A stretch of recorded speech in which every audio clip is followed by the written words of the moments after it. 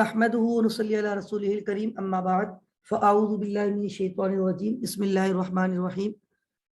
Dear students, today inshallah we will discuss chapter 2, that is introduction to financial accounting। बहुत important chapter है आपके syllabus के point of view से। ये chapter अगर खुदा ना खास्ता किसी का मिस होता है तो उसका काफी लॉस होगा, क्योंकि ये वो चैप्टर है खास तौर पे जो नॉन कॉमर्स बैकग्राउंड के स्टूडेंट है उनके लिए आगे अकाउंटिंग के जो बेसिक कॉन्सेप्ट्स है वो इसी चैप्टर पे बेस करेंगे। कल जो हमने चैप्टर कवर किया था, अगर वो चैप्टर किसी ने मिस भी किया है उसमें कोई इतना इशू नहीं होता, क्योंकि वो जनरल डिस्कशन था regarding financial accounting, cost accounting, management accounting and their objectives. तो वो चैप्टर इतना मतलब ठीक है, चैप्टर आपका पार्ट ऑफ सिलेबस था, वी हैव टू कवर, हमने उसको डिस्कस किया, लेकिन वो चैप्टर सिर्फ डेफिनेशन की हद तक था और हमने थोड़ा सा इस चीज को सामने रखा कि how can we differentiate between financial accounting, cost and management accounting. आज जिस चैप्टर को हम स्टार्ट करने जा रहे हैं, this is introduction to your subject. आपका सब्जेक्ट क्या है? Financial accounting. बेसिकली आप लोग फाइनेंशियल अकाउंटिंग की फंडामेंटल्स यहाँ पे पढ़ने आए हैं, तो आपका जो सब्जेक्ट है वो है फंडामेंटल्स ऑफ फाइनेंशियल अकाउंटिंग। तो फंडामेंटल्स ऑफ फाइनेंशियल अकाउंटिंग में ये जो चैप्टर 2 है, this is very important, introduction to financial accounting. यहाँ पे अकाउंटिंग के जो एलिमेंट्स हैं उनको डिस्कस किया जाएगा, जिनको अकाउंटिंग के नेचर ऑफ अकाउंट्स भी कहा जाता है। तो एलिमेंट्स ऑफ अकाउंटिंग इस चैप्टर में हमें कवर करने हैं, और एलिमेंट्स भी कहा जाता है अकाउंटिंग के एलिमेंट्स, या इनको नेचर ऑफ अकाउंट भी कहा जाता है, नेचर ऑफ अकाउंट्स। अब ये क्या है, ये सारी बातें इंशाल्लाह आज हम डिटेल से डिस्कस करेंगे।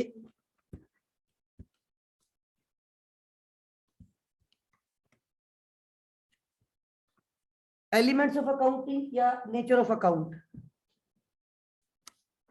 ऑल्सो नोन एज अकाउंटिंग के पिलर।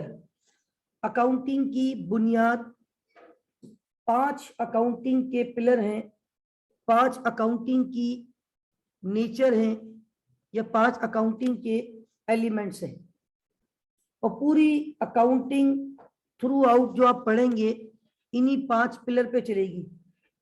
वो जो डेबिट क्रेडिट स्टूडेंट अक्सर नॉन कॉमर्स वाले सुनते हैं कि कॉमर्स वाले कहते हैं ये डेबिट है, ये क्रेडिट है, वो डेबिट क्रेडिट के रूल्स भी इन्हीं 5 एलिमेंट्स पे बनाए गए हैं। अगर ये 5 एलिमेंट्स आपको क्लियर हैं तो आपको इंशाल्लाह आगे प्रॉब्लम नहीं होगी। देखिए इसमें 5 चीजें हैं। First one is asset, second one is liability,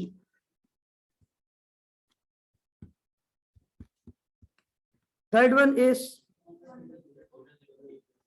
equity भी कहते हैं, ऑनर्स इक्विटी भी कहते हैं, या उसको कैपिटल भी कहा जाता है। Fourth one is revenue, and finally we have expense. ये 5 जो अकाउंटिंग के पिलर हैं, मैं अक्सर एक बात कहता हूं कि ये अकाउंटिंग की शान है, अकाउंटिंग की जान है, अकाउंटिंग की पहचान है, अकाउंटिंग की मान है।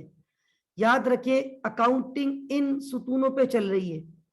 एक मिसाल दे रहा हूं, जैसे हम कहते हैं कि बीइंग मुस्लिम हमारे अरकान इस्लाम 5 है, ऐसा ही है ना।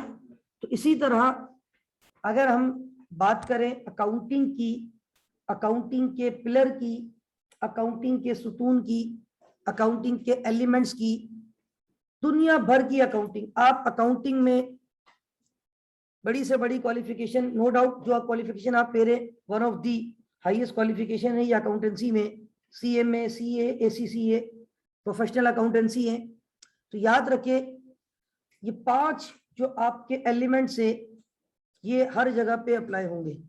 हर ट्रांजेक्शन से पहले you have to check what you are going to record, either asset, liability, capital, revenue और expense।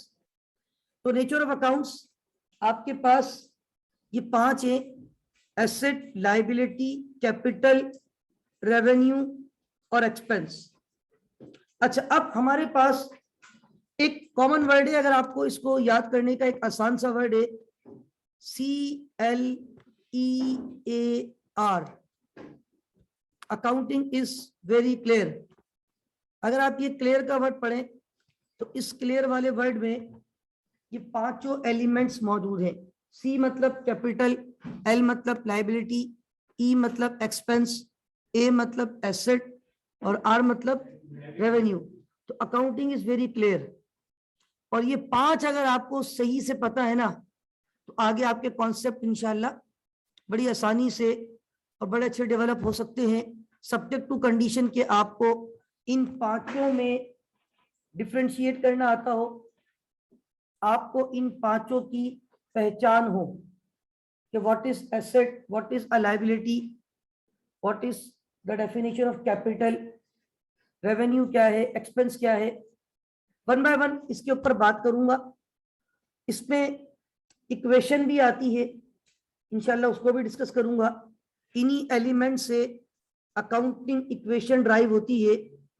तो ड्यूरिंग टुडेज लेक्चर इंशाल्लाह accounting equation we will also discuss. First of all मैंने यहाँ पे सबसे पहला वर्ड क्या लिखा है, एसेट।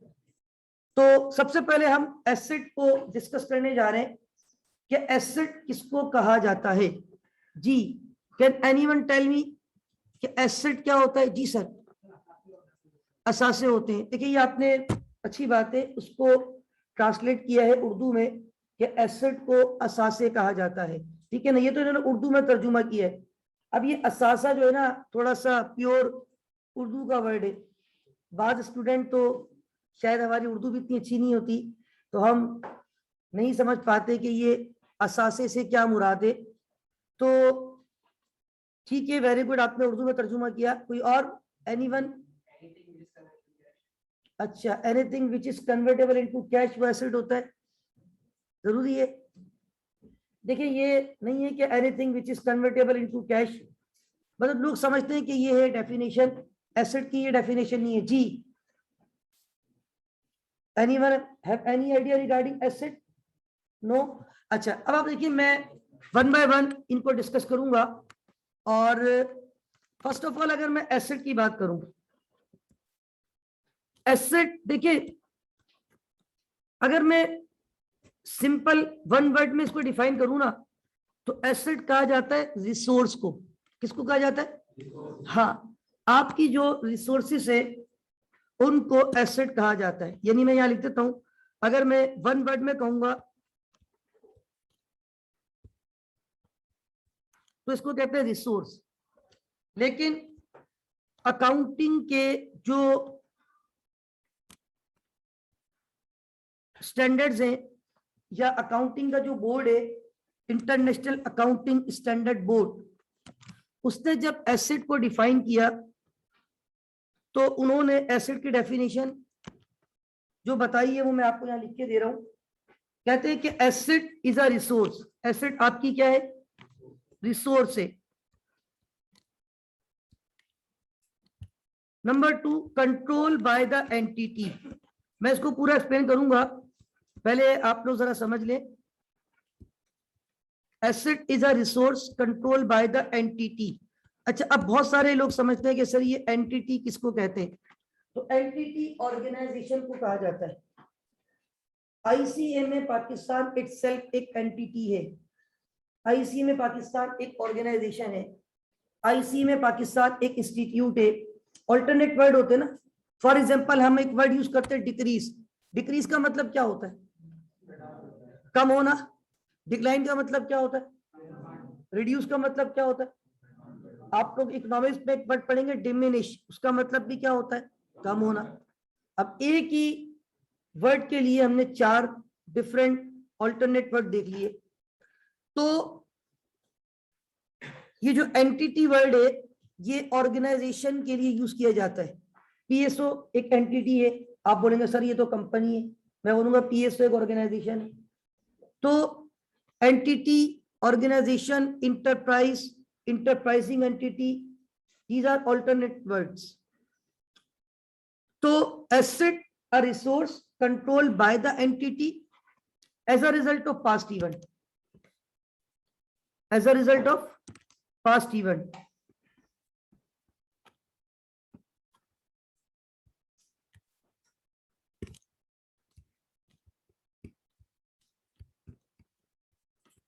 आगे कहते हैं कि from which future economic benefits are expected to flow to the entity, from which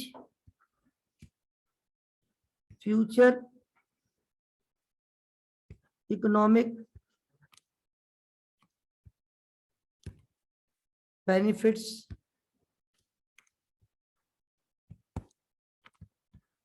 are expected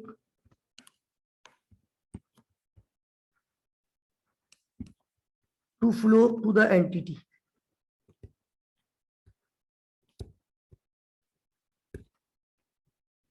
This is the actual definition of asset. Number one, resource. Number two, controlled by the entity. Number three, as a result of past event. Number four, from which future economic benefits are expected to flow to the entity. हर वो चीज जो इस definition को meet करे, accounting की शरीयत में उसको एसेट कहा जाता है। हर वो चीज जो इस डेफिनेशन को मीट कर जाए उसको अकाउंटिंग की शरीयत में एसेट कहा जाता है। Resource control by the entity as a result of past event from which future economic benefits are expected to flow to the entity. One thing you should keep in mind कि entity एक शख्स भी हो सकता है। Mister Ghulam Mustafa itself एक entity. For example ये अगर पेन इसको मैं ऑन करता हूं तो क्या is this a resource control by me? मैं भी तो एंटिटी हो गया, ठीक है। ये मैंने अभी खरीदा है, अगर 1 मिनट पहले भी खरीदा है तो क्या हो गया? As a result of past event from which future economic benefits are expected to flow to the entity. इस पेन को मैं सिर्फ इस लैपटॉप पे चला सकता हूँ, ये जर्नल पेन नहीं होता, मतलब ये हम इस पे कोई इंक का कॉन्सेप्ट नहीं होता, इसमें कोई इंक नहीं है, ये ऐसे ही पेन है जिस तरह आप लोग वो मोबाइल पे टच पेन आते हैं वो चलाते हैं, उसमें कोई, तो ये मतलब इसका बेनिफिट क्या है कि मैं इससे पढ़ाता हूँ, मुझे पढ़ाने में आसानी होती है, लेक्चर मेरा सेव हो जाता है। अब अगर मैं बोर्ड पे पढ़ाऊंगा तो उससे क्या होगा? एक लेक्चर लिखने के बाद मुझे क्या रब करना पड़ेगा। अब यहाँ पे मुझे स्क्रीन चेंज करनी होती है, मैं अगले पेज पे चले जाता हूँ, वो चीज एज इट इज अपनी जगह पे मौजूद है।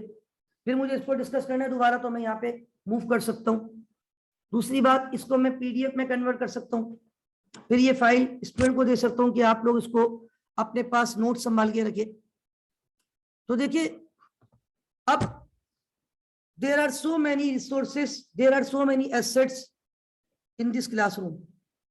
For example split, for example ये कीबोर्ड, ये माउस, ये dais, white board, chair, fan, projector, server, this all are bags, this all are resources. और ज्यादातर जो मैंने सिवाय बैग जितने भी नाम लिए सब किसकी रिसोर्सेज है? आईसीए में Pakistan. Resource control by the entity as a result of past event from which future economic benefits are expected to flow to the entity. आपकी रिसोर्स जो आपके कंट्रोल में हो as a result of past event हो, जिससे आपको future का benefit नजर आता हो। फ्यूचर इकोनॉमिक बेनिफिट, बिजनेस के benefit, future benefits are expected to flow to the entity. Is that clear? अच्छा, अभी मैं राइट नाउ सिर्फ डेफिनेशंस पे बात कर रहा हूं, असल में इसमें एग्जांपल्स भी आपको देनी है। फॉर एग्जांपल जैसे मैंने यहाँ कुछ नाम लिए, अब कैश, आपकी जेब में सबके पास कैश होगा इस वक्त राइट नाउ, ठीक है ना? Something is better than nothing, कुछ ना कुछ तो होगा। राइट। वो कैश क्या है आपके लिए? रिसोर्स है, आपके कंट्रोल में है, as a result of past event है। फ्यूचर में आपको बेनिफिट, 1 मिनट बाद का टाइम भी फ्यूचर है। खाना खाना है, आपके पास पैसे हैं, जाके आपने खा लिया। घर जाना है, आपको पेट्रोल डलवाना है गाड़ी में, बाइक में आपने डलवा लिया। इन शॉर्ट, एसेट्स रिसोर्सेज को कहते हैं जो कि आपके कंट्रोल में हो, as a result of past event हो, जिससे फ्यूचर के इकोनॉमिक बेनिफिट्स आपको नजर आते हो। अब एसेट की एक क्लासिफिकेशन है, उसमें मैं बात करूंगा बाद में। और मतलब एसेट में दो किस्म के एसेट होते हैं, करंट एसेट और non current asset. Current asset वो होते हैं जो with in a year convert हो जाते हैं, with in a year change हो जाते हैं। फॉर एग्जांपल, आपके पास कैश है, तो कैश आपका रनिंग में होता है, इसको करंट एसेट कहते हैं, क्योंकि ये विद इन अ ईयर इसका बैलेंस क्या हो रहा होता है? चेंज। नॉन करंट वो होता है कि जिसमें चेंज आफ्टर 1 ईयर, मतलब जिसके बेनिफिट 1 साल से। अब ये स्प्लिट है, क्या स्प्लिट आप अपने घर पे हर 2 महीने बाद चेंज कर दें? वन टाइम ला के रख दिया, 10 साल चलता रहेगा, 5 साल चलता रहेगा। ये चेयर है, तो याद रखें, बास टीचर आते हैं मार्कर से पढ़ाते हैं, मेरे पास भी मार्कर फिलहाल बैग में रखे हुए हैं। अब मार्कर भी एसेट है, करंट हुआ या नॉन करंट हुआ? करंट हुआ ना। क्या मार्कर 2 साल तो नहीं चलेगा? 2 महीने, 4 महीने, ये भी ज्यादा बोल रहा हूं मैं। एक टीचर बहुत फ्रीक्वेंटली अगर मार्कर यूज कर रहा होता है, तो 1 महीने के अंदर अंदर उसका मार्कर, या 2-3 हफ्ते में वो ऑलमोस्ट एंड हो जाता है। तो याद रखिए, ये इसको इंशाल्लाह हम डिटेल से डिस्कस करेंगे। मैं एग्जांपल आपको दूंगा, जैसे कैश एसेट है। आप जो स्टॉक अपने पास रखते हैं, स्टॉक कहते हैं जो आप बिजनेस करते हैं। फॉर एग्जांपल, अगर मैं मोबाइल फोन बेचता हूं, तो मेरे काउंटर पे, मेरी शॉप पे 50 मोबाइल फोन पड़े हैं, तो वो मैंने क्यों रखे हैं? अपने इस्तेमाल के लिए, बेचने के लिए। उसको इन्वेंट्री कहा जाता है, गुड्स भी कहते हैं, स्टॉक भी कहते हैं। वो भी मेरा एसेट है, मेरे कंट्रोल में है, as a result of past event है। इसको बेचूंगा तो डेफिनेटली पैसा कमाऊंगा, फायदा होगा। तो याद रखिए, asset a resource controlled by the entity as a result of past event from which future economic benefits are expected to flow to the entity।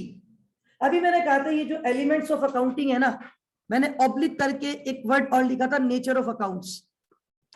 ये नेचर है, और जो मैं अलग अलग कह रहा हूं ना, अब जैसे ये फर्नीचर, ये टाइटल कहलाता है।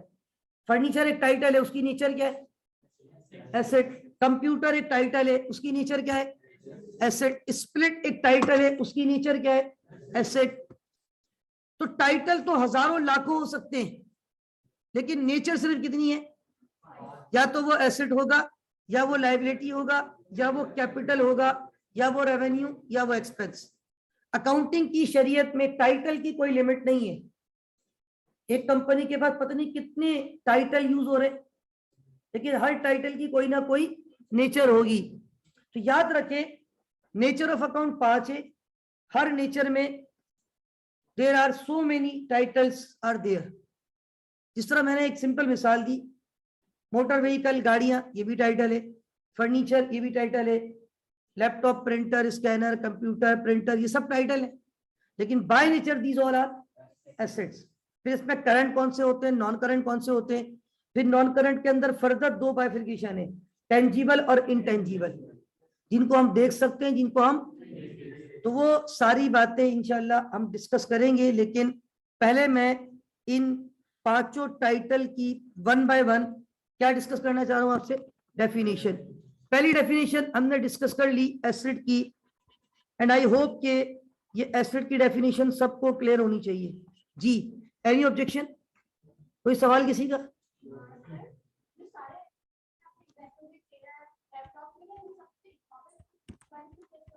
देखिए, इकोनॉमिक बेनिफिट से मुराद ये होता है कि हम ये जो नेचर ऑफ अकाउंट पढ़ रहे हैं, ये किसके पर्सपेक्टिव से पढ़ रहे हैं? बिजनेस के।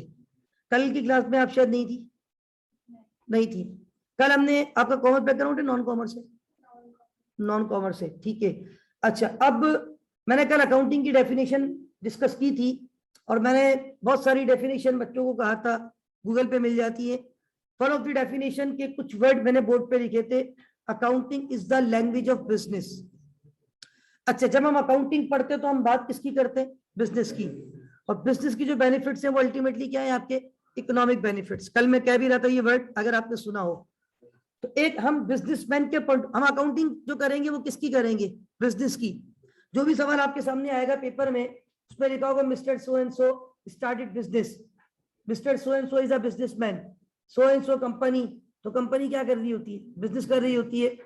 तो बिजनेसमैन के पास जो रिसोर्सेस हैं, चाहे वो चेयर क्यों ना हो, चेयर होती है तो जो उसके स्टाफ होते हैं उनको बैठने में आसानी होती है, या जमीन में बिठाए, चेयर पे कंफर्टेबल फील होता है ना, उसका स्टाफ खुशी से अच्छे दिल से। अगर आपको बोला जाए आपको ऑफिस में जमीन पे बैठ के काम करना है, आप ज्यादा अच्छा काम करेंगे या चेयर पे बैठ के, डेफिनेटली। तो क्या बेनिफिट है ना, आपका स्टाफ मोटिवेट हो रहा है, कूलिंग आपने उसको चिल एसी लगा के दे दिया, तो क्या उसको और खुशी होगी कि यार मेरा इतना ख्याल रखा जा रहा है, उसको आपने गाड़ी दे दी। तो ये सब आपके रिसोर्सेज है कंपनी की, जो कि आपके कंट्रोल में है। आप चाहो तो बंद कर दो पीछे से ऐसी, ठीक है। As a result of past event है। और फ्यूचर बेनिफिट क्या है कि ये आपको डेफिनेटली काम करने में चीजें आसानी पैदा करती है। हर वो रिसोर्स जो आपके कंट्रोल में हो, as a result of past event हो, और फ्यूचर इकोनॉमिक बेनिफिट आपको बिल्कुल नजर आएगा एसेट से, ठीक है। Is that clear? अच्छा, नेक्स्ट है हमारे पास liability. Can anyone tell me what is liability? उधार, जी सर, कर्जा, ठीक है। लाइबिलिटी उधार, कर्जा, वाजिबुल अदा, जो आपके ऊपर अदा करने के लिए वाजिब हो। असल में लाइबिलिटी वन वर्ड में अगेन मैं बात करूंगा ना, तो this is known as obligation. क्या कहते हैं इसको? हाँ। अब ये ऑब्लिगेशन क्या है या लाइबिलिटी क्या है? असल में लाइबिलिटी का मतलब ये होता है कि this is your responsibility, this is your responsibility. In short we can say that कर्जा is one of the form of liability, लेकिन नॉट नेसेसरी के कर्जा ही लाइबिलिटी हो, नॉट नेसेसरी के उधार ही लाइबिलिटी हो। लाइबिलिटी की डिफरेंट हमारे सामने सिचुएशन हो सकती है। फॉर एग्जांपल, क्या आप लोगों ने आईसीएमए पी में एडमिशन लेके आईसीएमए को पे कर दिया? नहीं पे किया तुमने? पे किया है, अच्छा। क्या आईसीएमए ने आपको 100% कोचिंग प्रोवाइड कर दी? नहीं की ना। आज तो तीसरी क्लास है मेरे भाई, अभी तो 3 से 4 महीने, मतलब अभी तो बिल्कुल स्टार्ट हुआ है। अगर आपने 100% फीस दे दी तो आपने तो अपना काम कर दिया। अब ये आईसीएमए की रिस्पॉन्सिबिलिटी है कि आपको ड्यूरिंग सेशन क्लासेस प्रोवाइड की जाए। This is the liability of ICMA Pakistan, this is the responsibility of ICMA Pakistan. ICMA Pakistan is liable, ये लाइबिलिटी है। वैसे तो इसको आम अल्फाज में स्टूडेंट ज्यादातर इन शॉर्ट कहते हैं कि कर्जा या उधार या लोन, ये भी लाइबिलिटी है। तो जो लाइबिलिटी की एक्चुअल डेफिनेशन है वो मैं आपको बता देता हूं कि जब लाइबिलिटी की डेफिनेशन दी गई तो अल्फाज का चुनाव कुछ इस तरीके से किया गया। प्रेजेंट ऑब्लिगेशन, क्या कहा उन्होंने? Present obligation.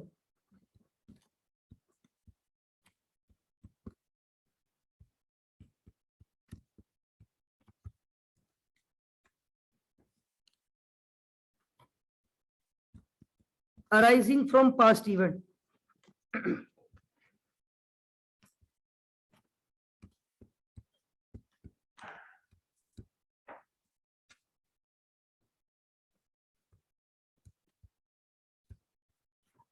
Liability is your present obligation arising from past event, settlement of which is expected to an outflow.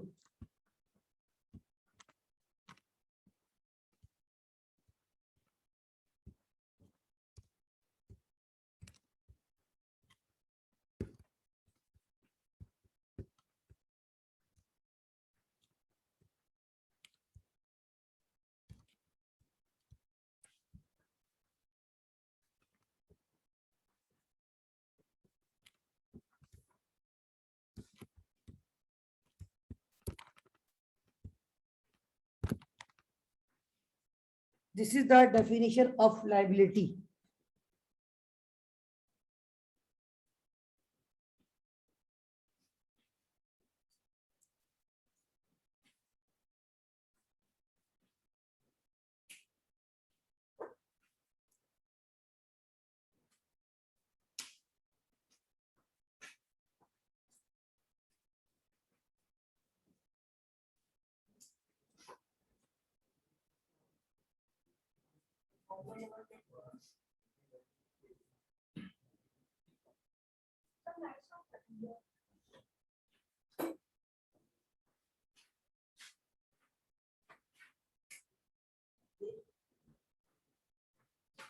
अच्छा भाई, now come to the point. और हम डिस्कस कर रहे थे definition of liability. Present obligation arising from past event, settlement of which is expected to an outflow from the entity.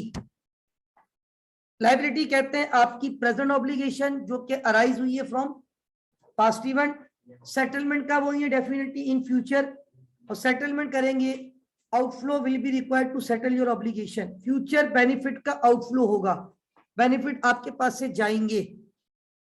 For example, अगर मैंने किसी से 5000 लोन लिया, चाहे मैंने अभी थोड़ी देर पहले लिया, अब मैंने आपको आगे बताया कि मैंने उससे 5000 रुपए उधार लिए, is this my liability? Present obligation arising from where? अब मैंने उसको कहा कल दूंगा, अगर कल भी दूंगा तो कल क्या है? फ्यूचर है। Settlement of which is expected to an outflow from the entity, from my side. मैं इटसेल्फ एक एंटिटी हूं, इसका मतलब ये है outflow will be required to settle your obligation. आपको अपनी ऑब्लिगेशन को सेटल करने के लिए बाबा कौम की तस्वीरें खर्च करनी है। Outflow will be required to settle your obligation. तो now what is liability? Present obligation arises from past event, settlement of which is expected to an outflow from the entity. This is the actual definition of liability. Again, liability को बाद में इंशाल्लाह maybe next class में would be on Thursday we will discuss कि liability को भी further हम दो हिस्सों में ब्रेक करते हैं, करंट और नॉन करंट। अच्छा, हर चीज दो हिस्सों में नहीं होती, सिर्फ ये एसेट और लायबिलिटी है। यहाँ पर भी वही कॉन्सेप्ट होता है कि करंट लायबिलिटी उस लायबिलिटी को कहा जाता है जो आपने विद इन अ ईयर पे करनी, एक साल के अंदर अंदर। अगर मैंने किसी से लोन लिया 6 महीने के लिए, 8 महीने के लिए, 10 महीने के लिए, इज दिस करंट लायबिलिटी और नॉन करंट? आपको घर बनाना है, बैंक के पास जाओगे हाउस लोन लेने, वो बैंक आपको देता है 10 साल का लोन, 20 साल का लोन, 15 साल का लोन। इज दिस करंट लायबिलिटी और non current? Non current liability. वो आपके वाजिबुल अदा, जिनको अदा करने के लिए आपको समय 1 साल से ज्यादा का दिया जाए, शरीयत अकाउंटिंग में उसे नॉन करंट लायबिलिटी कहा जाता है। और जहां पे समय आपको विद इन अ ईयर दिया जाए, वो आपकी कौन सी लायबिलिटी है? Current liability. Is that clear? Any objection? जी। ऑब्लिगेशन का मतलब होता है this is your liability, this is your responsibility, you have an obligation to pay, right? Obligation का मतलब होता है आपके ऊपर ये एक जिम्मेदारी है। This is your responsibility, liability, obligation. You are liable to pay, you are responsible to pay, you have an obligation to pay. आपके ऊपर ये ऑब्लिगेशन है, राइट? This is your. जी नहीं, देखिए बात, देखिए याद रखिए, समटाइम एक वर्ड जो है ना मल्टीपल सेंस में यूज किया जाता है। अभी मैंने एक आपको मिसाल दी थी, समटाइम एक सेंस के लिए वी हैव मल्टीपल वर्ड्स। कम होने के लिए मैंने 4 वर्ड बताया आपको, डिक्रीज कम होना, डिक्लाइन कम होना, रिड्यूस कम होना, इवन डिमिनिश। ये प्योर इकोनॉमिक्स का, बिजनेस का वर्ड है। इसका मतलब भी क्या होता है? कम होना। एक मीनिंग के लिए मल्टीपल वर्ड है। बाद अब आपको पता है एक ही वर्ड के मल्टीपल सेंस होते हैं। मुझे उस पर जाना भी है अगली डेफिनेशन पे, तो मैं भी आपको बताऊं एक वर्ड इंटरेस्ट। क्या बोलते हैं? इंटरेस्ट का मतलब क्या होता है? एक इंटरेस्ट का मतलब होता है सूद, एक इंटरेस्ट का मतलब होता है दिलचस्पी, एक इंटरेस्ट का मतलब हिस्सा भी होता है, पता है आपको? For example, A and B are partner, they decided to admit Mister C as a new partner. A और बी पार्टनर थे, उन्होंने डिसाइड किया कि मिस्टर सी को एक नया पार्टनर एडमिट कर रहे for 1/5 interest in the business. तो खुदा ना खास्ता सूद दे रहे क्या बिजनेस में? हिस्सा। तो भाई सम टाइम एक वर्ड की मल्टीपल सेंसेस होती है। अब यहाँ जो आप ऑब्लिगेशन के इल्जाम लगाया जा रहा है, दिस इज नॉट, ठीक है?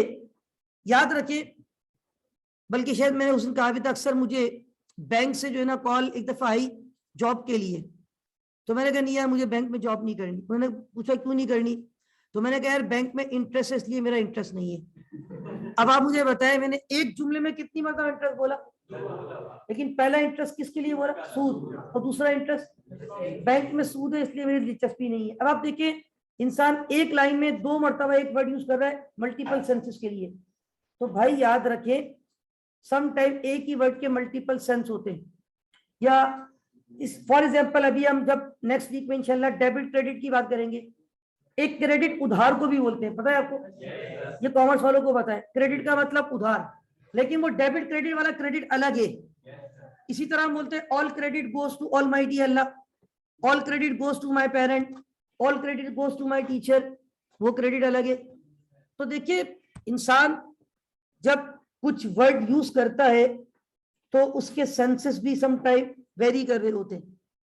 इसी तरह अभी मैं इंटरेस्ट का वर्ड अगली डेफिनेशन में यूज करूंगा। मैं क्या यूज करूंगा, मेरी क्या औकात, आईएएस ने जो इंटरनेशनल अकाउंटिंग स्टैंडर्ड बोर्ड ने जो कैपिटल की तारीफ करते हुए अल्फाज का चुनाव किया, वहां पे इंटरेस्ट के वर्ड को यूज किया है, लेकिन वहां इंटरेस्ट ना तो सूद के लिए इस्तेमाल किया जा रहा है, वहां पे इंटरेस्ट ना तो दिलचस्पी के लिए इस्तेमाल किया जा रहा है, बल्कि वहां पे इंटरेस्ट किस वर्ड के लिए, हिस्से के लिए। अब लेकिन मैं अक्सर जब ये एसेट और लायबिलिटी को डिफाइन कर देता हूं तो उसके बाद मुझे डिफाइन तो किसको करना होता है, कैपिटल को। लेकिन कैपिटल को डिफाइन करने से पहले मैं एक कॉन्सेप्ट आपको दूंगा, दिस इज वेरी इंपॉर्टेंट। असल में हमने जब स्टार्ट किया अपना लेक्चर आज का, तो हमने आपसे कहा कि today we have to discuss introduction to financial accounting and that is chapter number 2 of your syllabus. अगर आप चैप्टर नंबर 2 के पॉइंट्स को देखेंगे ना सिलेबस में, फॉर एग्जांपल मैं राइट नाउ आपके सामने सिलेबस को डिस्प्ले करता हूं और एफएफए सिलेबस,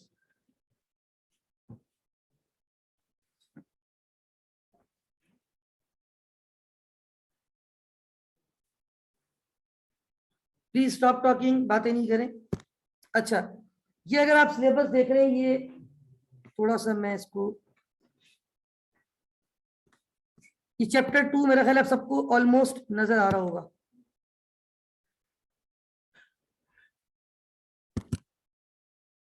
जी चैप्टर 2 आपको नजर आ रहा है, introduction to financial accounting, explain the meaning and identify the examples of the following terms. Examples मैंने कहा है आपको दूंगा, जैसे मैं थोड़ी थोड़ी एग्जांपल दे रहा हूं, कैश एसेट है, फर्नीचर एसेट है, कंप्यूटर, ये क्या थी एग्जांपल। अब मुझे किसी को पैसे देने हैं, अकाउंट पेबल कहते हैं, लायबिलिटी है। मुझे गवर्नमेंट को टैक्स देना है, इस महीने का मैंने नहीं दिया, टैक्स पेबल हो गया मेरे लिए, लायबिलिटी है।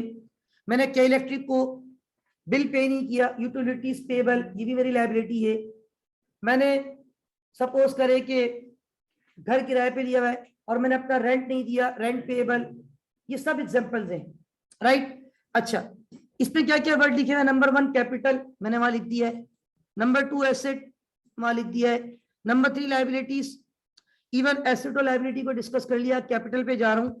उसके बाद ये एक्सपेंडिचर किसको कहता है, एक्सपेंस लिखा है मैंने वहां पे। इसके अंदर 2 बातें, कैपिटल और रेवेन्यू, ये डिफाइन करूंगा इंशाल्लाह। और फाइनली आखिरी वर्ड क्या है, रेवेन्यू। और उसके बाद एक वर्ड लिखा हुआ है अकाउंटिंग इक्वेशन।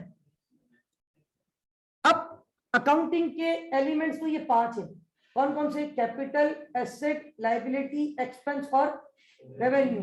CLEAR जो मैं कह रहा था, C मतलब कैपिटल, L मतलब लायबिलिटी, E मतलब एक्सपेंस, A मतलब एसेट और R रेवेन्यू।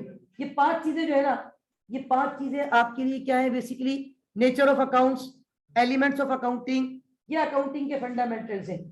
उन्होंने कहा है कि बच्चों को एक्सप्लेन कर दें इनके मतलब, आइडेंटिफाई, उनको बताएं एग्जांपल्स के थ्रू ये बातें। ये पेपर में छोटी सी बात भी पूछी जाती है, आपको 4 टाइटल नहीं है, बोलेंगे बताओ इसमें से नॉन करंट एसेट कौन सा है, टेंजिबल एसेट कौन सा है, इंटेंजिबल एसेट कौन सा है, तो उस पर मैं अलग से आपको, बल्कि मैंने हैंड आउट आपको इंशाल्लाह शेयर करना है अभी ग्रुप में, चैप्टर 2 का, उस पर एग्जाम्पल्स मैंने दी हुई है सारी।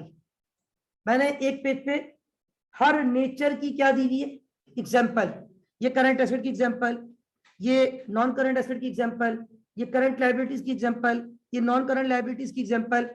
उसमें से कुछ तो आपको समझ में आएंगी, कुछ आपको शायद समझ में नहीं आएंगी, तो वो मैं आपको इंशाल्लाह एक्सप्लेन करूंगा। अच्छा, उसके बाद accounting equation, this is very important, उसी तरफ मैं जा रहा हूं। और आगे क्या लिखा है, understand and explain the accounting equation. तो इन 5 चीजों के साथ आपको क्या सिखानी है, अकाउंटिंग इक्वेशन। अकाउंटिंग इक्वेशन जो है ना, उसको हम डिस्कस करने जा रहे हैं। और अकाउंटिंग इक्वेशन की मदद से मैं आपको कैपिटल एक्सप्लेन करूंगा। अकाउंटिंग इक्वेशन की मदद से मैं क्या एक्सप्लेन करूंगा, कैपिटल। मैंने एसेट को डिफाइन कर दिया, लायबिलिटीज को डिफाइन कर दिया, मैंने कैपिटल को डिफाइन अभी नहीं किया। मैंने देखिए 1 बाय 1 जा रहा हूं मैं। फर्स्ट पेज पे मैंने यहाँ पे अगर आप देखें तो एसेट को डिफाइन किया, सेकंड पेज पे मैंने लायबिलिटी को डिफाइन किया, और अब यहाँ पे मुझे कैपिटल को डिफाइन करना है। उससे पहले मैं यहाँ पे अकाउंटिंग इक्वेशन की तरफ जा रहा हूं।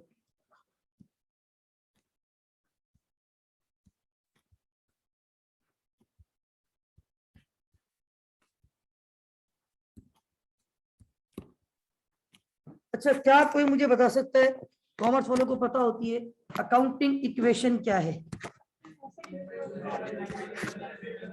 अच्छा, अकाउंटिंग इक्वेशन होती है कि assets are always equal to capital plus liabilities.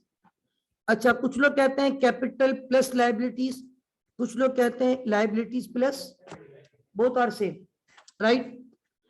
Assets are always equal to capital plus liabilities, यानी दुनिया की कोई सबसे बड़ी कंपनी भी अगर होगी ना, वो भी इस इक्वेशन को डिनाई नहीं कर सकती। This is basic accounting equation, ये आपकी बेसिक अकाउंटिंग इक्वेशन है। और ये बिल्कुल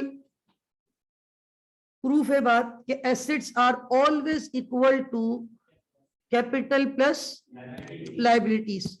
मैं यहां पे जरा इसको, ठीक है, assets are always equal to capital plus liabilities. अब देखिए एक एग्जांपल मैं आपको देता हूं ताकि आपको एक कॉन्सेप्ट थोड़ा क्लियर हो। समझाने के लिए यहाँ पे एक छोटी सी, मैं एग्जांपल लेने के लिए यहाँ पे एक छोटी सी, मैं समझ लिया आप डायग्राम बना रहा हूँ, ठीक है। ये सपोज करें एक शॉप है छोटी सी, ठीक है, और ये यहाँ पे हमने लिख दिया इसका नाम बिजनेसमैन का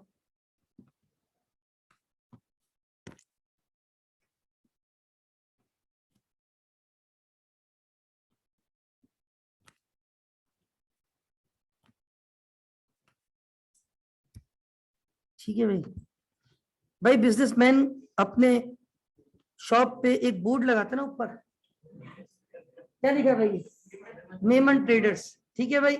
ये सर्टिफाइड मेमन है। मेमन लोगों का बिजनेस माइंड बहुत होता है माशाल्लाह भाई, ठीक है ना।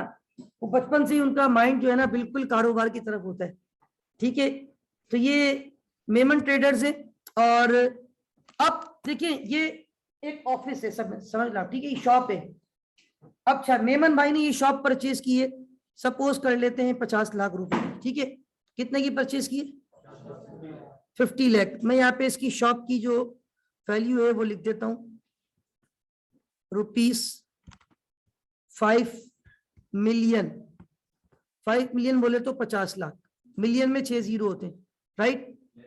तो मेमन भाई ने ये शॉप कितने की परचेज की है, 50 लाख रुपए में। अल्लाह ताला बरकत दे इनके कारोबार में।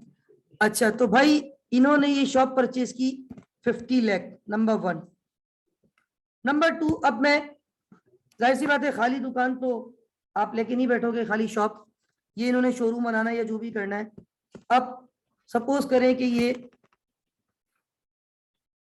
दुकान में इन्होंने अपने पोर्शन अलग अलग किए, और यहाँ पे जो है सपोज करें ये एक अदद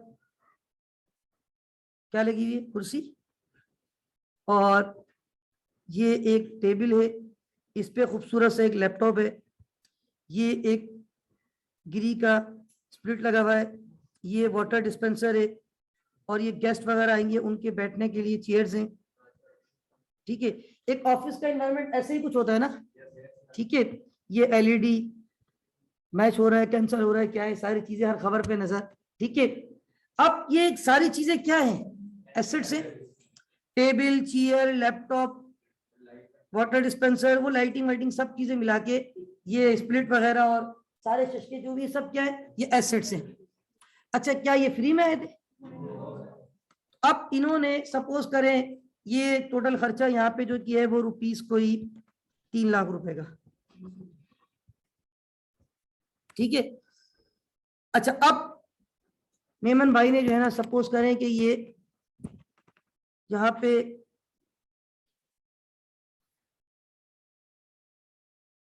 तीन जो है ना वो एम्प्लॉय हायर किए, उन तीनों एम्प्लॉयज को जो है ना वो छोटे छोटे केबिन बना के दे दिए, ठीक है। ऐसे ही होता है।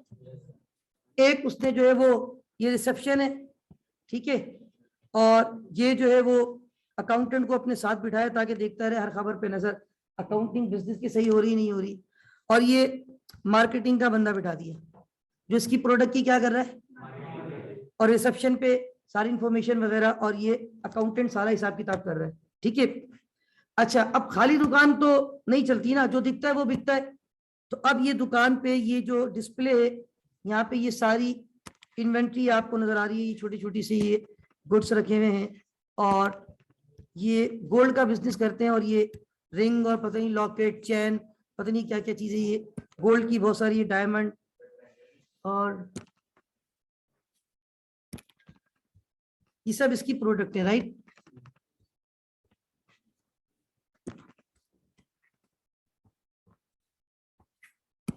ये सब क्या है, इसकी इन्वेंट्री है, ये गुड्स है, ये सोने के बिस्किट हैं, राइट।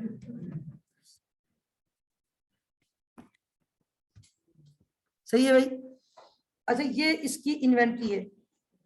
अच्छा, ये जो इसने ये जो 3 केबिन बनाए, यहाँ पर भी एम्प्लॉयज को स्प्लिट दिए होंगे, टेबल दी होगी, लैपटॉप दिया होगा, और ये इतने सारा माल खरीद के लाया, तो ये सब फ्री में तो नहीं आया। सपोज करें कि ये मजीद इसके जो पैसे हैं स्टॉक पे लग गए रुपीस कोई 15 लाख रुपए, चले ठीक है 15 लाख रुपए, और यहाँ टोटल इसने 2 लाख का खर्चा किया है इन गरीबों पे, ठीक है। तो अब ये देखें, अच्छा ये शॉप की एंट्रेंस जो है वो देखें, ये यहाँ से बस ये दुकान ऐसे खुल जाती है ये, और ये पैसेज है, ठीक है। ये कॉरिडोर है ना भाई, कस्टमर आएगा तो उसको चलने के लिए रास्ता भी चाहिए। कस्टमर यहाँ से जैसे ही एंटर होगा रिसेप्शन, और ये स्टॉक जो दिखता है वो दिखता है, और ये मार्केटिंग का बंदा, अकाउंटेंट, और ये बॉस का ऑफिस, और ये पूरी मेमन की दुकान, ठीक है। ये उसका ऑफिस, उसका बिजनेस। बिजनेस से आपको इक्वेशन समझाऊंगा, वहीं से इंशाल्लाह कैपिटल ड्राइव कर दूंगा। अब अगर आप गौर से देखें, ये शॉप कितने की दी थी, 50 लाख। अपने रूम का इंफ्रास्ट्रक्चर कितने का बनवाया, 53 लाख। और वो 3 एम्प्लॉय रखे हैं, उनका छोटा सा इंफ्रास्ट्रक्चर 2 लाख, तो ये कितना हो गया 55। और स्टॉक कितने का खरीद के लाया, तो इनिशियल अब ये कितने लाख रुपए हो गए। अब याद रखें, इसका पूरा इंफ्रास्ट्रक्चर ये सब एसेट है। इन तीनों एम्प्लॉयज को laptop, printer, scanner, spelt, table, chair, ये सब भी क्या है, एसेट। ये स्टॉक पड़ा हुआ है। स्टॉक किसको बोलते हैं, जो आप बेचते हो, प्रोडक्ट, इन्वेंट्री, गुड्स, मर्चेंडाइज, बहुत सारे नाम है, एक ही कॉन्सेप्ट है। तो ये भी आपका एसेट। टोटल एसेट कितने रुपए के हैं। अब मैं यहाँ पे देखिए इक्वेशन के साथ लिख रहा हूं कि मेमन भाई के पास 70 लाख रुपए के एसेट है, 7 मिलियन। किसी को एतराज तो नहीं है। अच्छा, अब सपोज करें कि मेमन आपका दोस्त था, और आपने जब इसके ऑफिस को विजिट किया, इसने नया नया ऑफिस होता है तो बंदा पूरा ऑफिस दिखाता है अपने दोस्त को, यार देख मैंने इतना खर्चा किया है, ये रूम बनवाया, इतने का लिया, इतने का लिया। आपने सारी कैलकुलेशन की दिमाग में, आपने बोला यार इसका मतलब है मेमन भाई आपने 70 लाख रुपए जमा कर लिए थे। तो हो सकता है मेमन भाई आपसे बोले नहीं यार मेरे पास तो 50 लाख रुपए थे, 20 लाख रुपए मैंने फलाने बंदे से क्या लिए, उधार लिए। तो इसका मतलब है, अब यहां देखिएगा कि अगर इसके 70 लाख रुपए में कितने लाख रुपए का उधार है, तो इसका मतलब है इसका अपना कैपिटल कितना है, 50 लाख रुपए। असल में आप जो बिजनेस कर रहे होते हैं ना, आपके बिजनेस की जितनी भी रिसोर्सेस होती है, एसेट्स होते हैं, उसके बैक पे दो लोगों की बेसिकली कंट्रीब्यूशन है। एक है आपका अपना पैसा, that is capital, that is insider equity. Equity कहते हैं मिल्कियत को, किसको बोलते हैं? कैपिटल का एक वर्ड इक्विटी भी है, दूसरा वर्ड क्या है? इक्विटी। आपने इक्विटी कहा था उस वक्त, ऑनर्स इक्विटी। इक्विटी का मतलब होता है मिल्कियत, जिसकी आप मालिक हैं। क्या ये मिस्टर मेमन 70 लाख रुपए का मालिक है? मेमन के ऊपर कितना कर्जा है? जिसे वाजिबुल अदा मेमन को, तो मेमन के 70 लाख के एसेट में 20 लाख रुपए का कर्जा है, तो मतलब मेमन का अपना पैसा कितना लगा हुआ है? 50 लाख रुपए। तो उसका जो कैपिटल है ना, वो 50 लाख रुपए है, और 20 लाख रुपए उसके ऊपर क्या है? Liability. Liability is not your insider equity, basically liability is your outsider equity, बाहर के लोगों का पैसा, जो आपका पैसा नहीं है। आपके कारोबार में आप, हाँ हो सकता है मेमन भाई सेठ आदमी है, इसको लायबिलिटी की जरूरत नहीं थी, और कहे कि नहीं भाई अल्हम्दुलिल्लाह 70 लाख मेरे अपने हैं, तब भी इक्वेशन ये रहती है कि हम लिखते 70 lakh equal to 70 lakh plus 0, very good, plus 0। फिर इसके जरूरी नहीं है कि हर बिजनेस में, वैसे नॉर्मली लायबिलिटी होती है, आज के दौर में लोग बिजनेस कर रहे हैं उसमें क्रेडिट का बड़ा अमल दखल है। लायबिलिटी ऑलमोस्ट आप अपने बिजनेस को जब सेटअप करते हैं तो कुछ आपका अपना कंट्रीब्यूशन होता है, कुछ आपने कहीं से लोन या कर्जा लिया हुआ होता है। तो याद रखें एसेट्स, ये बेसिक इक्वेशन है, इसको चेंज कर ही नहीं सकता कोई। Assets are always equal to capital plus, हाँ मैं ये कह रहा हूं अगर लायबिलिटी नहीं है नो इश्यू एट ऑल, कोई हार्ड एंड फास्ट रूल नहीं है, कोई अकाउंटिंग की शरीयत में ऐसी पाबंदी नहीं है कि लायबिलिटी का होना भी जरूरी है। हो सकता है लायबिलिटी ना हो। अगर if there is no liability means asset किसके बराबर है? कैपिटल के। लायबिलिटी उस केस में क्या हो जाएगी? 0। अब देखिए मैं अकाउंटिंग इक्वेशन वहां पे सिलेबस में लिखा हुआ था कि बच्चों को बता दें अकाउंटिंग इक्वेशन क्या है। Understand and explain the accounting equation. तो मेरा ख्याल है आपको ये अकाउंटिंग इक्वेशन मैंने एक्सप्लेन भी कर दी, और आपको अकाउंटिंग इक्वेशन इस वक्त क्लियर हो जानी चाहिए। Is that clear? Any problem? अच्छा, अब इसमें कुछ चीजें मैं आपको होमवर्क भी दूंगा आज। मैं जो आज आपको फाइल अभी ग्रुप पे शेयर करूंगा, उसमें 3 पेज की वो फाइल है। पहले पेज पे मैंने सारी डेफिनेशन लिखी हुई है जो मैं यहाँ लिखवा रहा हूँ आपको, एसेट, लायबिलिटी, कैपिटल, उसमें करंट नॉन करंट की डेफिनेशन भी लिखी हुई है। फिर आज लिखवा क्यों रहा हूँ? ताकि आपको याद रहे, वो आपको प्रिंटेड मिल जाएंगी, ठीक है। दूसरी बात, सेकंड पेज पे एग्जांपल्स हैं, थर्ड पेज पे कुछ इक्वेशन है।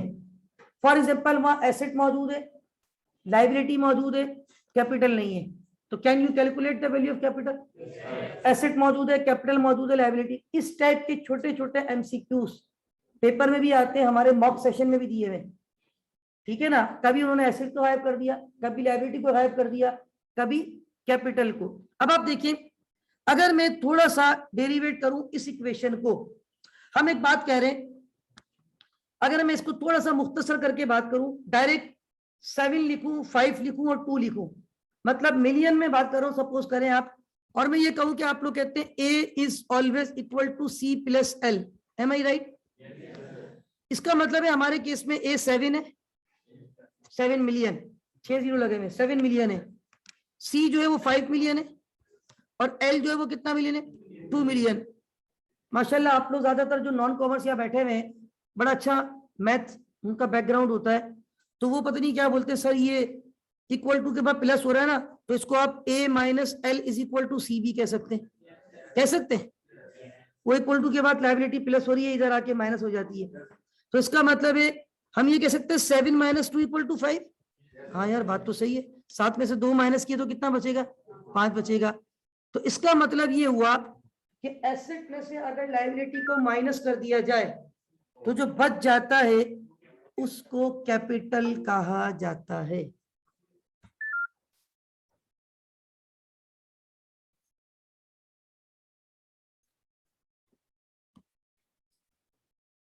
Asset minus liability is equal to capital, right? एक मिनट जरा,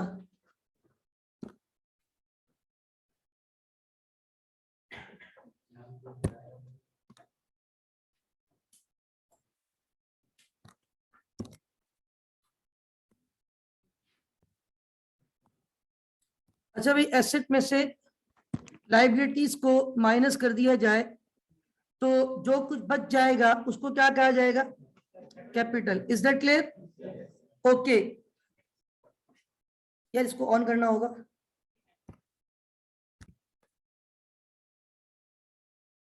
अच्छा, हम ये डिस्कस कर रहे थे कि assets are always equal to capital plus liabilities. हमने थोड़ा सा इक्वेशन को डेरिवेट किया तो हमने कहा we can also say that के A minus L equal to C, asset minus capital is equal, asset minus liability is equal to, वैसे हम ये भी कह सकते हैं asset minus capital is equal to, लेकिन अभी असल में मुझे आपको डेफिनेशन किसकी बतानी है, दैट्स व्हाई मैं ये कैपिटल को यहां से ड्राइव कर रहा हूं कि asset minus liability is equal to 7 million minus 2 million is equal to 5 million। Now what is 5 million?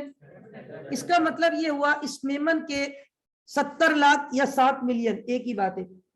Resources में 20 लाख यानी 2 मिलियन का क्या मौजूद है? कर्जा, ऑब्लिगेशन, लाइबिलिटी। तो इसका मतलब है resources minus obligation is equal to capital. तो अब कैपिटल की डेफिनेशन जब स्टैंडर्ड्स की जबान में की गई तो अल्फाज का चुनाव कुछ इस तरह था कि रेजिडुअल इंटरेस्ट, क्या लिखा उन्होंने? Residual interest. किसी को पता है व्हाट इज रेजिडुअल? नहीं पता? रेजिडुअल का मतलब होता है रिमेनिंग, बचा हुआ, बचा हुआ। रेजिडुअल इंटरेस्ट, यहां पे इंटरेस्ट किसके लिए इस्तेमाल हुआ है? हिस्से के लिए। अगर मैं रेजिडुअल का मतलब कह रहा हूं रिमेनिंग, बचा हुआ, तो मैं रेजिडुअल इंटरेस्ट का अगर उर्दू में तर्जुमा लिखूं तो क्या लिखूंगा? हाँ, बचा हुआ हिस्सा।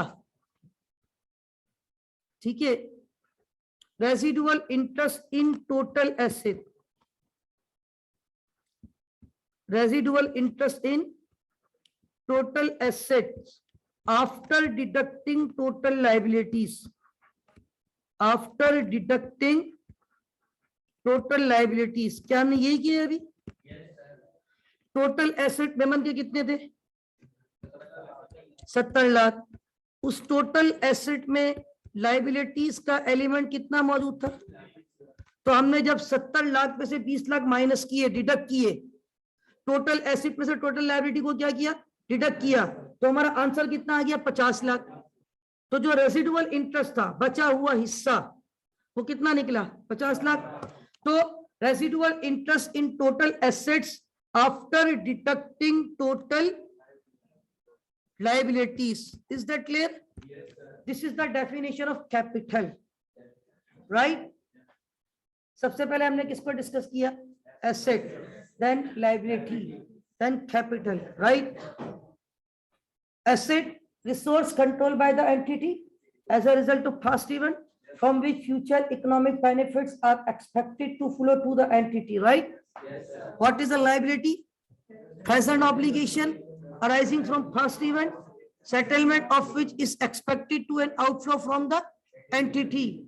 Now what is capital? Assets minus liability equal to capital, right? Total residual interest, ठीक है, in total assets after deducting total liabilities. Is that clear? Yes, okay. Accounting equation क्या होती है? Assets are always equal to capital plus liabilities. हमने मेमन के 70 लाख रुपए के asset में 2 मिलियन की लाइबिलिटी थी, तो 7 minus 2 equal to 5 मिलियन, और we can say that 50 lakh रुपए मेमन का कैपिटल था, राइट? ओके, दो चीजें रह गई हैं कैपिटल तक। अल्हम्दुलिल्लाह वी हैव डिस्कस।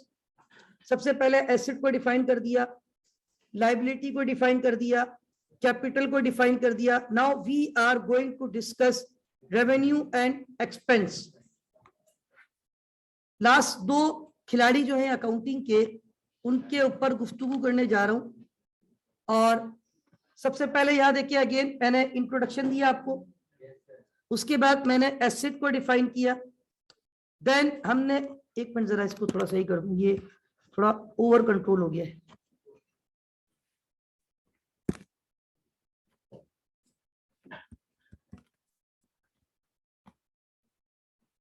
उसके बाद हमने नेक्स्ट किसकी डेफिनेशन की, लायबिलिटी की ना, ये भी थोड़ा सा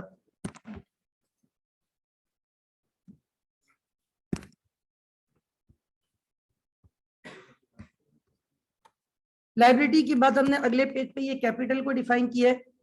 और ये पता नहीं मसला क्या है थोड़ा सा,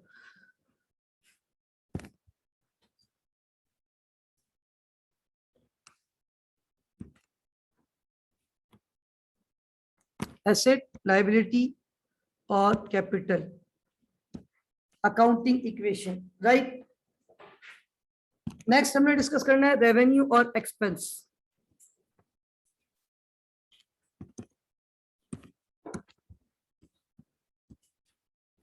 रेवेन्यू किसको बोलते हैं, इनकम, इनकम, ठीक है। अच्छा मैं यहाँ पे कुछ चीजें लिख देता हूँ आपको फर्स्ट पेज पे। जैसे मैं यहाँ लिख रहा था, कैपिटल को सिंगल वर्ड में क्या बोलूंगा जी, नहीं, आपने एक वर्ड यूज किया था, इक्विटी। कैपिटल को सिंगल वर्ड में क्या बोलूंगा, इक्विटी, राइट।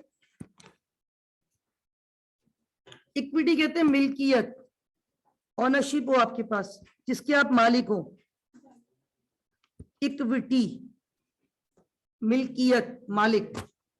रेवेन्यू का मतलब बच्चों ने कहा इनकम, तो रेवेन्यू और एक्सपेंस अपोजिट है आपस में। इनकम है तो वो क्या हो जाएगा, आउटकम। ये आपकी इनकम है, पैसों का आना, इनफ्लो, और ये क्या है, पैसों का आना नहीं जाना, ठीक है। तो आउटकम, आउटफ्लो या आउटकम एक ही बात है, बहरहाल आउटकम। एसेट रिसोर्स है, लायबिलिटी ऑब्लिगेशन है, कैपिटल इक्विटी को कहते हैं, रेवेन्यू बोले तो इनकम, एक्सपेंस बोले तो आउटकम। अब हम रेवेन्यू की डेफिनेशन लिखने जा रहे थे। डेफिनेशन में कहा गया कि increase in economic benefits,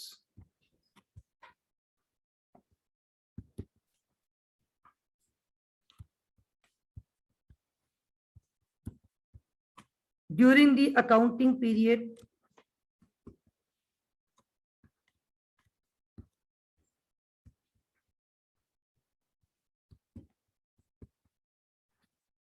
in the form of inflow,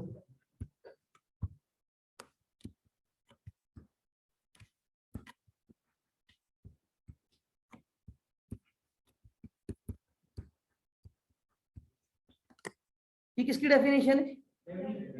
इसके रिवर्स में हमारे पास किसकी डेफिनेशन होगी, एक्सपेंस की। एक्सपेंस की डेफिनेशन क्या होगी, decrease in economic benefit during the, in the form of, very good. यहाँ पे इनकम का मतलब इनफ्लो, आउटकम का मतलब आमदनी इखराजात, इनफ्लो आउटफ्लो। वहां पे क्या था, इधर देखिएगा, increase in economic benefits during the accounting period in the form of inflow. अब मैं यहाँ पे क्या लिखूंगा, decrease in economic benefits during the accounting period, या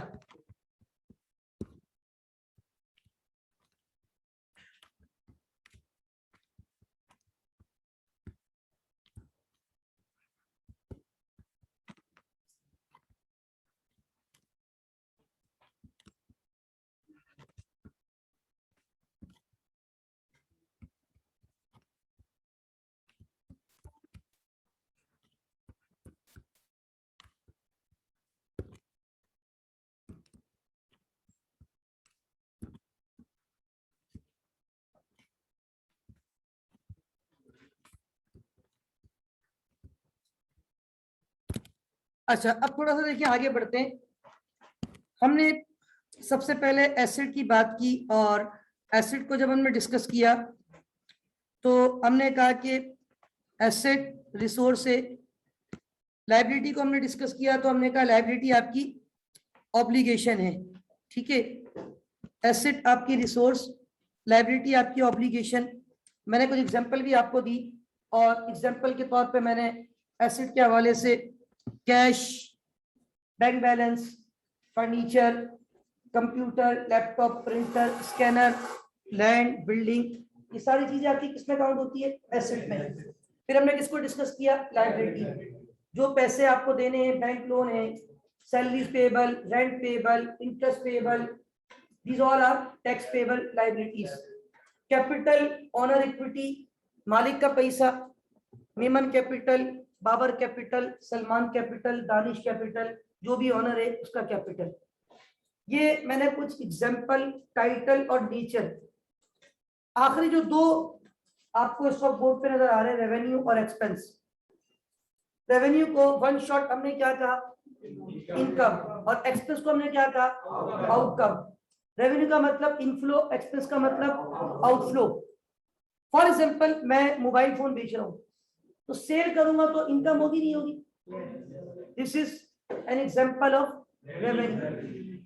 फॉर एग्जांपल, मैं आपको पढ़ा रहा हूं, अल्हम्दुलिल्लाह this is my source of income, ठीक है ना, सर्विस इनकम, ठीक है। फॉर एग्जांपल, मैंने किसी बंदे को कोई काम करके दिया, उसने कहा यार मुझे घर दिलवा दो या ये काम कर दो, मैं आपको इतना कमीशन दूंगा, उसने मुझे कमीशन दिया, this is my commission income. For example, मेरे पास एक एक्स्ट्रा घर था, वो मैंने किराए पे दे दिया, हर महीने वहां से पैसा आ रहा है, this is known as rent income. For example, मैं कहीं ट्यूशन पढ़ाने गया, वहां से पैसे मिले, फीस इनकम। मतलब ये सारी क्या है आपकी? रेवेन्यू, पैसा आ रहा है। Increase in economic benefit during the accounting period in the form of inflow, this is revenue. Now इसके अपोजिट एक्सपेंस है। भाई कारोबार में सिर्फ इनफ्लो नहीं होता भाई, आउटफ्लो भी होता है, ठीक है ना। For getting something you have to lose something, कुछ पाने के लिए होना भी पड़ेगा, ठीक है ना। अब फॉर एग्जांपल, आपने स्टाफ रखा हुआ है, उसको हर महीने सैलरी दे रहे हो, इनकम या एक्सपेंस? पैसे आ रहे हैं या जा रहे हैं? इंक्रीज इन इकोनॉमिक बेनिफिट या decrease in economic during the accounting period in the form of. For example, आपने एक आउटलेट रेंट पे लिया हुआ है, हर महीने उसका रेंट देना है, रेंट एक्सपेंस। बैंक से लोन लिया हुआ है, उस पर इंटरेस्ट देना है। वैसे तो इंटरेस्ट कुल्लू हराम, अल्लाह सबको बचाए, लेकिन अगर आपको देना है इंटरेस्ट एक्सपेंस। इसी तरह आपने हर महीने के इलेक्ट्रिक को एक खत आता है आपके पास, वो पे करना है, यूटिलिटीज एक्सपेंस। इसी तरह आपने जब अपनी प्रोडक्ट अपने वेयर हाउस पे मंगवाई, ट्रांसपोर्टर को आपने पैसे दिए, ट्रांसपोर्टेशन एक्सपेंस। आपने अपनी प्रोडक्ट की मार्केटिंग करने के लिए मार्केटिंग एड लगवाया न्यूज़पेपर में, सोशल मीडिया एडवर्टाइजिंग एक्सपेंस। आपने अपने फैक्ट्री को इंश्योरेंस करवा लिया, वो पे किया, इंश्योरेंस एक्सपेंस। तो there are so many expenses in business. अच्छा, अब एक चीज मैं आपको यहाँ पे थोड़ा सा बता दूं कि अगर आपने ये सिलेबस जब मैंने आपके सामने रखा था, अगर आपने ये पॉइंट देखा हो, हमने ये डिस्कस कर लिया, explain the meaning and identify the example. मैंने आपको कैपिटल की मीनिंग समझा दी, एसेट की मीनिंग समझा दी, लायबिलिटी। एक्सपेंस को इन्होंने लिखा है एक्सपेंडिचर, थोड़ा सा मुंह टेढ़ा करके बोल दो एक्सपेंडिचर, राइट। अच्छा, अब इन्होंने एक्सपेंडिचर को कितने हिस्सों में डिवाइड किया? रेवेन्यू एक्सपेंडिचर और कैपिटल एक्सपेंडिचर। हम इसको डिस्कस करते हैं अभी। रेवेन्यू बता दिया मैंने, और अकाउंटिंग क्वेश्चन बता दी, understand and explain the accounting question बता दिया, और इन सब की ऑलमोस्ट छोटी छोटी मैंने आपको एग्जांपल्स भी दे दी। बाकी मैंने कहा मैं हैंड आउट शेयर करूंगा, उसमें भी एग्जांपल्स आजा मौजूद, आप उस पर देख सकते हैं, राइट। अच्छा, अब हमारे पास ये जो पॉइंट हम डिस्कस कर रहे थे, जरा इधर देखिएगा। Last one is expense, expenditures, right. तो जो आपका एक्सपेंडिचर्स है, इनको दो हिस्सों में डिवाइड किया जाता है। कितने हिस्सों में? Number one is revenue expenditure and number 2 is capital expenditure, right? How many types of expenditures are there? 2. और ये चीजें पेपर में पूछी जाती है, आपको 4 एक्सपेंस लिख देंगे, बोलेंगे बताएं which one of them is to be classified as capital expenditure या revenue expenditure. तो फर्स्ट ऑफ ऑल आपको ये पता होना चाहिए, you should know that how can we differentiate between capital and revenue expenditures, right? देखिए एक्सपेंस का मतलब क्या है, पैसा आएगा या जाएगा? अच्छा, ये जो रेवेन्यू और कैपिटल एक्सपेंडिचर है ना, बड़ा आसान इनका डिफरेंस है, बड़ा सिरात मुस्तकीम है। और मैं तो इसको आम अल्फाज में ये कहता हूँ कि छोटे खर्चे और बड़े खर्चे, इस तरह हम कहते हैं ना सगीरा गुना और कबीरा गुना, छोटे गुना और बड़े गुना। तो छोटे गुना उलमा करम फरमाते ना, आपने इस दिन का रोजा रखा, 1 साल के गुनाह माफ हो जाएंगे। अक्सर फजीलतें हम सुन रहे होते हैं, तो उससे मुराद होता है सगीरा गुना यानी छोटे गुना। कबीरा गुना अल्लाह ताला तो गफूर रहीम है, तौबा करने से अल्लाह ताला माफ फरमाता है। तो छोटे गुना और बड़े गुना, सगीरा गुना कबीरा गुना, तो छोटे खर्चे और छोटे खर्चे जो है ना वो रेवेन्यू एक्सपेंडिचर कहलाते हैं, और जो बड़े खर्चे होते हैं उनको कैपिटल एक्सपेंडिचर्स कहा जाता है। अब डेफिनेशंस क्या होती है? Revenue expenditures are those expenditures whose benefits to be received during 1 year. वो खर्चे जिनके फायदे आपको कितने साल मिले से विद इन ईयर खत्म हो जाए, शरीयत अकाउंटिंग में उसको कौन सा एक्सपेंडिचर कहा जाता है? और आपके वो खर्चे, आपके वो एक्सपेंडिचर्स जिसके बेनिफिट्स लॉन्ग टर्म हो, मोर देन 1 ईयर हो, it is to be classified as capital expenditure. Suppose करें आपने गाड़ी खरीदी 10 लाख रुपए की, इज दिस कैपिटल एक्सपेंडिचर और रेवेन्यू एक्सपेंडिचर? गाड़ी फ्री में तो नहीं आई है ना भाई, पैसा गया है, आउटफ्लो हुआ है ना, 10 लाख रुपए खर्च किए आपने, तो गाड़ी क्या 1 साल चलेगी या लंबे अरसे तक चलेगी? तो इसका मतलब क्या हुआ, इज दिस कैपिटल एक्सपेंडिचर या रेवेन्यू? अब गाड़ी को जब रोड पे लेके गए, आपने पेट्रोल डलवा दिया 5000 रुपए का, अब 1 साल की छुट्टी हो गई, तो क्या ये एक्सपेंडिचर है? 5000 रुपए का नोट दिया ना अपने भाई, 5000 रुपए का खर्चा किया आपने, पेट्रोल डलवाया है। अब आप मुझे बताएं, ये जो आपने पैसा खर्च किया है एक्सपेंस है या नहीं? Is this your capital expenditure और रेवेन्यू? यस। फिर आपने 6 महीने बाद गाड़ी की सर्विस करवा ली, तो क्या वो भी लंबे समय रेवेन्यू? क्योंकि शॉर्ट टर्म बेनिफिट होते हैं, सर्विस आपको हर 2-2.5 महीने बाद अगर आपकी रनिंग है तो करवानी पड़ेगी, तो कैपिटल है रेवेन्यू है? अच्छा, अब खुदा ना खास्ता 3 साल बाद गाड़ी का इंजन आपने बहुत ही ज्यादा रफ एंड टफ ड्राइविंग की, आपने ऑयल को प्रॉपर चेक नहीं किया, और नई गाड़ी का भी आपका 2-3 साल में इंजन बिल्कुल खत्म, zero. Now you have to change engine, आपको नया इंजन लगवाना है। अब ये बताओ, ये कैपिटल एक्सपेंडिचर होगा या रेवेन्यू? क्योंकि नया इंजन लगेगा, नई जिंदगी शुरू होगी, अब गाड़ी की लाइफ बढ़ जाएगी।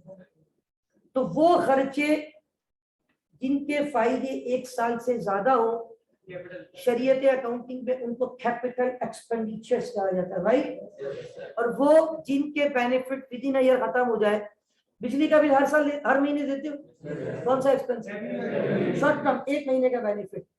मुझे आईसीएम वाले हर महीने अल्हम्दुलिल्लाह सैलरी देते हैं, शॉर्ट टर्म, इनका एक्सपेंडिचर है, लेकिन ये कौन सा है? हाँ। अब ये स्प्लिट आजकल थोड़ा सा मतलब है कि एक तो मौसम भी थोड़ा सा चेंज है और फिर इशू भी आ रहा है, अब अगर ये चेंज करवा के नए स्प्लिट लगवा दें कैपिटल, ठीक है ना, इन स्प्लिट को छोटी मोटी रिपेयरिंग सर्विस करवा दें, फिर 4 महीने बाद मसला करेंगे, तो वो कौन सा एक्सपेंडिचर है? रेवेन्यू। तो भाई छोटे खर्चे और बड़े खर्चे, छोटे खर्चे बोले तो रेवेन्यू एक्सपेंडिचर, बड़े खर्चे बोले तो capital expenditure. Is that clear? Are you getting my point? Okay, that's all for today. Allah Hafiz wa Nasir, Pakistan Zindabad.